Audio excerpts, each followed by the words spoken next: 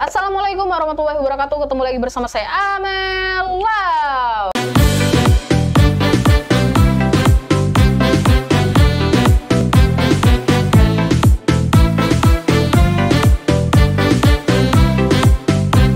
Oke, kali ini saya mau menjelaskan tentang kedudukan hukum terkait persoalan yang lagi viral kemarin, guys ya, yang sempat masuk ke akun gosip juga ya, dimana ini ada dua bocil atau bocah cilik yang masih kelas 6 SD nekat mencuri atau maling motor yang berada di parkiran barbershop. Nah, alasannya biar keren. Dan sebelum saya jelaskan tentang kedudukan hukumnya, tentang sanksinya, saya bakalan membacakan dulu kronologis dari permasalahan ini ya, dikutip dari Kompas TV. Langsung aja saya bacakan di sini. Dua bocah cilik atau bocil kelas 6 SD berinisial N dan S nekat melakukan aksi pencurian motor di sebuah barbershop di Jalan Kencono Wungu Tengah, Karanganyung, Semarang Barat, Kota Semarang, Jawa Tengah pada Minggu. Kedua pelaku berhasil mengondol sepeda motor Beat warna putih strip biru plat K3989 ALX. Berdasarkan menurut karyawan barbershop, Budi, kedua bocil itu sangat lihai melancarkan aksinya hingga tak ada yang menyadari motornya sudah dicuri. Nah, kronologis pencuriannya nih, Budi mengungkapkan dirinya pertama kali menyadari motornya telah dicuri saat hendak membuka barbershop. Kami tahu motor dicuri saat hendak buka barbershop sekitar pukul 10 WIB, ujar Budi seperti dikutip dari tribunjateng.com. Menurut penuturan Budi, kedua bocah tersebut melancarkan aksinya saat ketiga karyawan sedang terlelap di lantai 2 sekitar pukul 03.00 WIB subuh ya. Kedua bocah itu ternyata sudah mengamati saat motor Beat yang dipinjam salah satu keponakan karyawan itu diparkir di depan barbershop. Para pelaku sudah mengamati lokasi kejadian, melihat keponakan korban naik ke lantai 2, mereka masuk ke barbershop, ujar Budi. Ia juga mengungkapkan awalnya kedua bocah itu hendak mencuri uang, namun karena mesin kasir sulit dibuka, mereka kemudian mengambil kunci motor yang terletak di samping mesin kasir. Tak menunggu waktu lama, kedua bocah itu berhasil melarikan diri bersama motor milik karyawan barbershop. Mereka lincah saat mencuri, bahkan kami tak mendengar suara mencurigakan di lokasi. Tak ada CCTV, kami cek CCTV di beberapa ruas jalan dekat lokasi juga tak terekam, kata Budi. Nah, pelaku tertangkap. Selang 3 hari sejak hari pencurian, pelaku akhirnya terungkap tepat pada Selasa, tanggal 1 Juni 2021.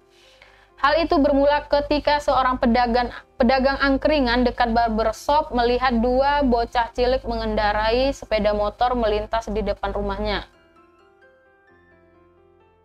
Pedagang yang merasa tak asing dengan motor yang dikendarai pelaku berinisiatif mengambil foto motor itu dan mengirimkan ke korban melalui pesan WhatsApp. Meski tanpa plat nomor dan spion, pemilik dengan mudah mengetahui motor tersebut adalah miliknya.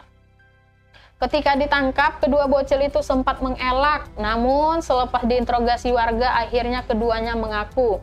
Kedua bocil itu mengatakan motif pencurian adalah hanya untuk gaya-gayaan dan agar terlihat keren.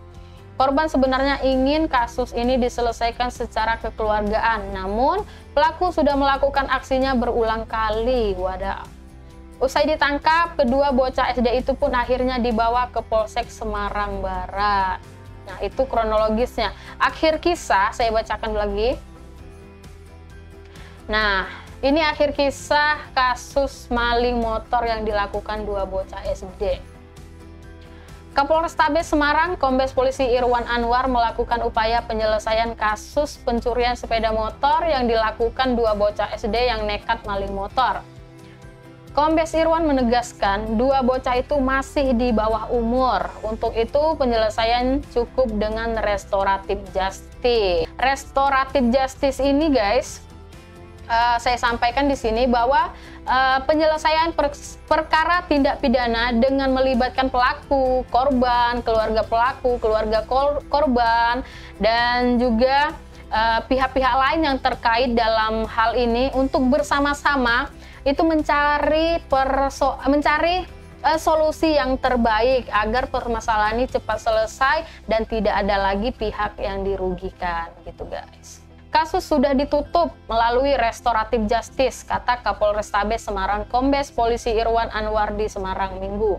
Menurut dia, kedua tersangka berinisial NDW 14 tahun dan SR 12 tahun yang didampingi orang tuanya sudah dipertemukan dengan korban di Mapolsek Semarang Barat. Dalam pertemuan itu, kata dia, disepakati jika korban tidak akan menuntut secara hukum dan memaafkan kedua tersangka, si dua bocil tersebut ya. Adapun kedua pelaku juga sudah meminta maaf dan berjanji tidak akan mengulangi perbuatan serupa. Pencurian yang dilakukan dua bocah tersebut terjadi pada 30 Mei 2021 di Barbershop Depper yang berlokasi di Jalan Kencono Wungu Tengah, Semarang Barat. Kedua pelaku memanfaatkan kelengahan pemilik sepeda motor saat berada di tempat itu. Pencurian itu sendiri terungkap ketika ada warga yang mengenali sepeda motor curian itu saat dikendarai oleh pelaku di jalan. Nah, itu untuk kronologis dan juga akhir dari kisah pencurian yang dilakukan oleh dua bocah yang masih di bawah umur guys. Nah guys, akhir dari kasus pencurian motor yang dilakukan oleh dua bocah SD itu berakhir damai, yang diselesaikan dengan restoratif justice dan juga diversi. Diversi ini adalah proses penyelesaian permasalahan di luar pengadilan yang melibatkan pihak-pihak terkait seperti pelaku, korban, keluarga korban, dan juga Bapas, Dinas Perlindungan Anak dan instansi terkait lainnya. Karena pelaku ini adalah anak yang masih di bawah umur, yang masih dilindungi oleh Undang-Undang Perlindungan Anak dan juga Sistem Peradilan Pidana Anak, yaitu Undang-Undang Nomor 11 Tahun 2012. Di mana yang dianggap anak itu adalah anak yang belum mencapai umur 18 tahun atau di bawah 18 tahun gitu guys. Yap, restoratif justice ini dan juga diversi ini bisa dilakukan apabila anak tersebut baru pertama kali melakukan tindak kejahatan atau tindak pidana lainnya gitu guys. Dan juga ancaman hukumnya itu di bawah 7 tahun. Jadi kalau ancaman hukumannya di bawah 7 tahun masih dimungkinkan untuk restoratif justice, yaitu mengupayakan proses penyelesaian perkara di luar pengadilan dan insya Allah berakhir damai gitu guys, dengan cara diversi itu tadi. Nah, tadi juga seperti di kasus ada dijelaskan ternyata anak ini sudah berulang kali melakukannya. Tapi kenapa masih bisa diversi gitu? Karena yang pertama si korban memaafkan dan juga anak ini masih sangat muda, masih SD, masa depannya juga masih panjang dan masih bisa dimaafkan oleh si korban. Dan juga ancaman hukumannya itu di bawah 7 tahun karena ini adalah pasal pencurian gitu guys. Nah, di mana pasal pencurian ini ancaman hukumnya itu 5 tahun gitu. Pasal 362 KUHP yang berbunyi barang siapa mengambil sesuatu yang seluruhnya atau sebagian kepunyaan orang lain dengan maksud untuk dimiliki secara melawan hukum, maka diancam dengan pidana paling lama 5 tahun gitu guys. Nah, karena anak ini masih di bawah umur dan ancaman hukumannya di bawah 7 tahun, maka sangat dimungkinkan untuk diversi, untuk diselesaikan di luar pengadilan secara damai, secara musyawarah gitu. Makanya permasalahan ini bisa berakhir secara damai karena ya sudah seperti yang sudah saya jelaskan tadi, anak-anak ini masih dilindungi oleh Undang-Undang Perlindungan Anak dan tindak pidananya masih bisa dimaafkan, yaitu pencurian. Delik ini adalah delik biasa, tapi masih dimungkinkan untuk diakhiri secara damai. Berbeda dengan delik biasa seperti pembunuhan. Nah, itu sangat sulit untuk dilakukan upaya restoratif justice atau diversi juga guys. Karena ancaman hukumannya itu di atas 7 tahun penjara gitu. Nah, di sini kita bisa ambil hikmahnya untuk orang tua jangan sampai lalai mengawasi dan mendidik anaknya, apalagi seperti yang kita bacakan tadi dari berita atau di artikel tadi, itu kejadiannya jam 3 subuh gitu ya. Kenapa anak SD bisa keluar jam 3 subuh? Nah, itu perlu sekali pengawasan dari orang tua.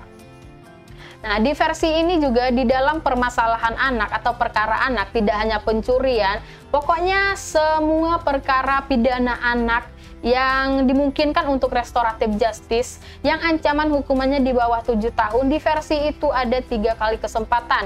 Di versi yang pertama itu dilakukan di tingkat kepolisian yang menghadirkan pihak pelaku, keluarga pelaku, korban juga, terus juga dari Bapas, terus juga dari Dinas Perlindungan Anak gitu guys, dan dilakukan musyawarah. Di versi yang kedua dilakukan di tingkat kejaksaan, di mana para pihak juga dipanggil dan instansi terkait juga. Kalau seandainya di versi kedua tidak menemukan solusi yang terbaik lagi, tidak mencapai kedamaian, maka bakalan ada di versi yang ketiga. Di versi yang ketiga ini dilakukan di pengadilan. Nah, di pengadilan di mana dihadirkan juga instansi terkait, keluarga pelaku dan keluarga korban juga, diselesaikan di sebuah ruangan dengan musyawarah secara baik gitu guys. Kalau seandainya di versi yang pertama tidak menemukan solusi, maka di versi yang kedua, nah kalau seandainya di versi yang ketiga ini tidak mencapai kesepakatan, tidak menemukan titik temu, tidak berhasil berdamai, maka proses hukum dapat dilanjutkan.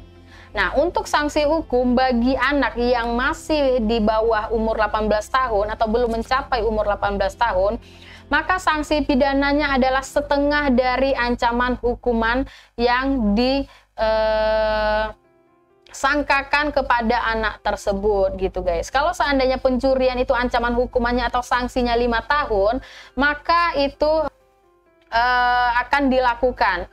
Sanksi untuk anak itu setengah dari ancaman hukuman orang dewasa atau 2,5 tahun gitu guys. Terus juga untuk persidangannya, kalau seandainya di versi yang ketiga tidak mencapai kesepakatan tadi ya, maka peradilan anak atau proses sidang pidana anak ini dilakukan secara tertutup guys, tidak seperti orang dewasa yang dilakukan secara terbuka, karena untuk menjaga psikologis si anak ini tadi guys. Bagaimanapun kepentingan anak dan undang-undangan perlindungan anak itu tetap melindungi atau mengawasi proses perkara itu sampai selesai. Yap, itulah guys akhir dari perkara tindak pidana anak yang sempat viral kemarin juga, di mana 2 bocah kelas 6 SD ini melakukan tindak pidana pencurian motor ya. Kasus ini bisa damai karena masih di bawah umur 18 tahun atau belum mencapai umur 18 tahun, dan ancaman pidananya di bawah 7 tahun gitu guys. Jadi bisa diupayakan untuk diversi, di mana proses penyelesaian permasalahan ini di luar pengadilan, dan alhamdulillah si korban tidak menuntut untuk anak ini diproses secara hukum, dan juga anak ini dimaafkan. PR-nya adalah orang tua harus mengawasi secara ekstra untuk anak-anaknya agar tidak melakukan tindakan pidana selanjutnya, apalagi masih SD, masih sangat butuh pengawasan dari orang tua. Jangan sampai lagi-lagi untuk kesekian kalinya mencuri kendaraan bermotor dan melakukan tindak pidana lainnya. Jadi dalam kasus ini udah jelas damai itu karena anak di bawah umur dan ancaman hukumannya di bawah 7 tahun. Saya ulangi lagi ya, dan juga korban memaafkan. Nah, walaupun anak ini dimaafkan, anak-anak lainnya jangan mencontoh ini guys ya. Apalagi tindak pidana yang sangat memberatkan, nantinya itu sangat merugikan, di mana masa depan anak ini masih sangat panjang. Ambil hikmahnya untuk orang tua lebih ekstra lagi mengawasi anaknya. Nah, kalau ada yang belum jelas dengan penjelasan saya atau ada yang keliru, silahkan hubungi saya di Instagram Amelau, dan jangan lupa juga untuk channel ini di like, comment, share, and subscribe. Sampai ketemu lagi di konten-konten selanjutnya. Silahkan komen dan kasih saran untuk membahas persoalan atau kasus apalagi. Oke, sekian dari saya. Mohon maaf. See you next time. Bye-bye. Wassalamualaikum warahmatullahi wabarakatuh.